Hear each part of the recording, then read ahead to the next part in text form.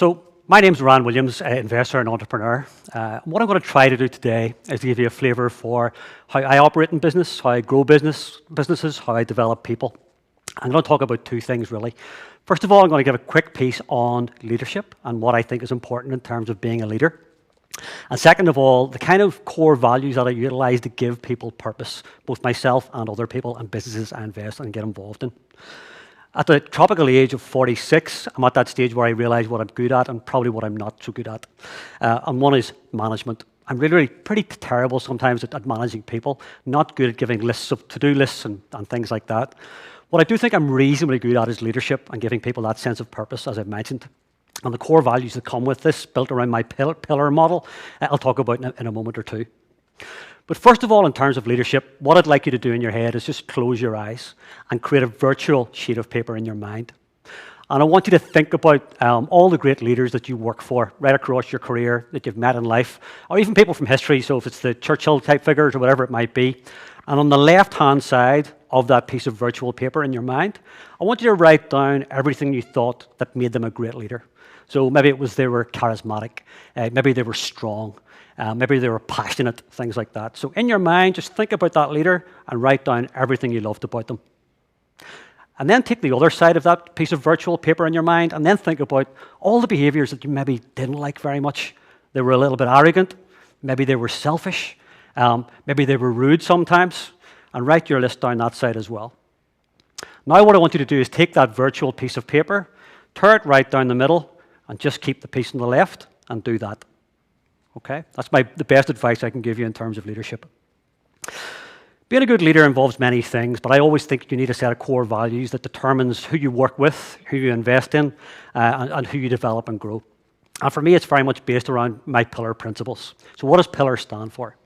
P is for passion, I is for innovation, L is for likability, second L is for loyalty, A is for amplification, and R is for relentless. And I'm going to take you through each of those now individually. P is for passion. If you can't get passionate about your business idea or the people that you work with, you're always beaten, I feel, before you actually start. And being passionate about what you do and who you are and where you're from is critically important. The passion for me is really interesting because I spent 25, 30 years in what many would call pretty stale industries in facilities management, in recruitment, into home care and things like that.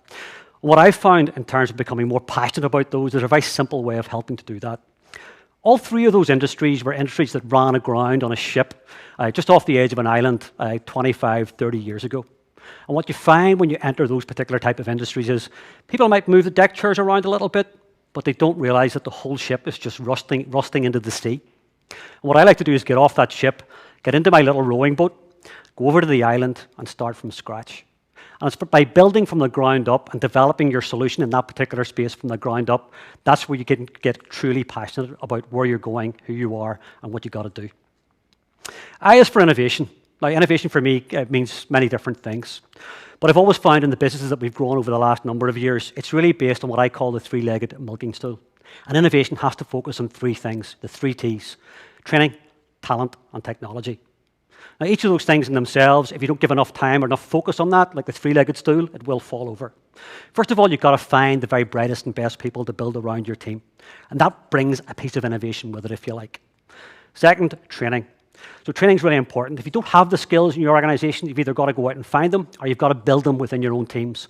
And I've always been much more successful in building the skills and confidence and competence of the people around me than bringing in new talent. So you've got to get that training piece right. You've got to innovate in that particular area. And then finally, technology itself. And it doesn't have to be the cutting-edge technology of the moment. It can be something that's tried and tested. It can be around logistics. There are loads of different types of technology in that particular space. And it doesn't always need to be stuff that you innovate around yourself as well. In our healthcare businesses, we've lots of different really interesting and challenging projects on there around incontinence management, around medication management. But often what I feel in terms of innovation is if we can do one thing better than we did the day before, well, then we've innovated. And if you can build that into the DNA of an organization and into your workforce, whether it be a carer or a cleaner or whether it be a rocket scientist, if you can do one thing every single day better, you will ultimately succeed. First deal is also for likability. Likability is a really strange thing for me. So you can never be likable to everyone, but you should try to be likable to as many people as possible. And that's not to be sycophantic. It's really just to be nicer about how you go about your daily life. The number of people I've met in business and elsewhere that are just not likable is sometimes truly exhausting. But if you're going to build people into your team to grow your business, to grow your workplace or whatever it might be, what you've got to do is have that likable aspect to who you are. I think shows like The Dragon's Den and The Wolf of Wall Street and those sorts of films and series and things like that often give the wrong feel for what business is like. And this idea of this antagonistic type environment where people have to answer really difficult questions, that doesn't necessarily help to grow anything. It's not a positive ecology. But if you put likability at the center of that, it changes the dynamic. Second deal is for loyalty. So loyalty to me is critically important. I think that throughout your life, throughout your career, you're really, really lucky to find 5 to 10 people who are absolutely loyal. Now, there's a distinct difference between blind loyalty and healthy loyalty. But if you can get that group, that little tribe around you, you can do some great things. If I look at within our healthcare businesses that we're involved in, my business partner there is from a completely different background to Doogie. And what we've done in healthcare is grow a business employing just 50 people 4 or 5 years ago to a business now employing over 1,000 in a 4 to 5 year period. That kind of growth comes about for a whole range of things, but at the center of that is this notion of loyalty and trusting each other's abilities and what you bring to the team. So Doogie, an established entrepreneur from West Belfast, has built numerous businesses from dentists to pubs to everything else. And me from pretty much an academic background, so very proud to say I'm a failed lawyer. And I think that academic background mixed with that entrepreneurial zeal and who we are as people allows you to deliver that kind of performance. So loyalty is important. When you find it, hang on to it and keep those people around you.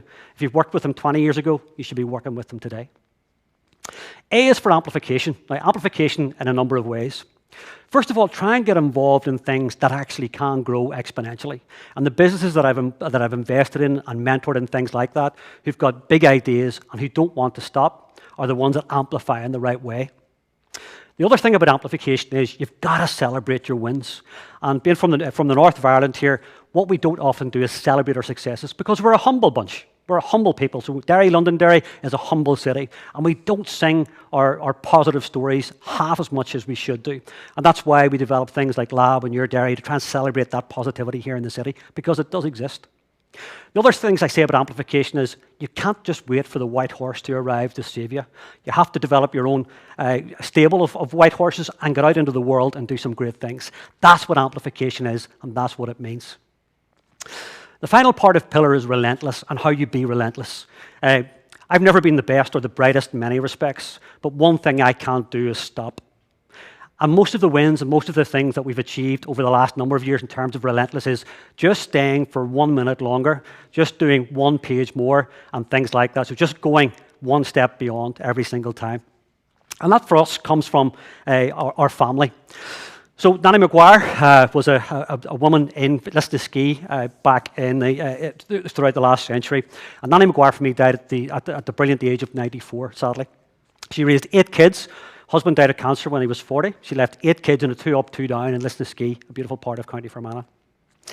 And in terms of Nanny Maguire and what she was like, she's from that silent generation where every night she went to work in the local factory, came home, put the kids out to school in the morning, knitted uniforms and things like that to generate some income to sustain the family, and did that for 15, 20, 30 years.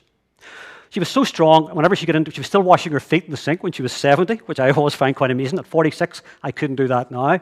But she was still doing that. But when she was in her middle 80s, her knees had gone. Okay, so her knees were in bad shape. And she got a chairlift put into the house, much to her disappointment and disgust and everything else. And what she did was, about 18 months later, she got 2 brand new knees. Right, so she went to the hospital, got 2 new knees, and within 6 months, she phoned the NHS, I believe the first woman in the history of the NHS, in NI at least, to phone them to say, can you please come and take this chairlift back out, because my knees are fine now, and I can walk up the stairs. Yeah, that relentlessness to dignity and things like that, and the relentlessness in terms of being an independent human being was handed down to us. One of the things that I hate about the world today is this idea of the snowflake generation, because it doesn't exist. And with the right role models, this idea of this relentless approach to who we are and where we're going and how we grow businesses on ourselves is critically important. So my son is now 13. At the age of 11, he was in the final of the cross-country championships. And a yard off the line, he got spiked and lost one of his spikes himself, foot all bleeding and everything else. And he ran the next 3 miles of that race in one spike and bleeding. And he finished third. Not the fastest runner in the world, not the most talented, but the most relentless. And this idea that we can have a next generation who are equally as relentless, even with all the bombardment of social media and things like that, we really can get there with the right role models. So that's pillar. That's how it works for me. And what I would challenge you to do is build a pillar for yourself, keep it strong, build the foundations in the right way, build it for your family, and most importantly, be a pillar for your community. Thank you.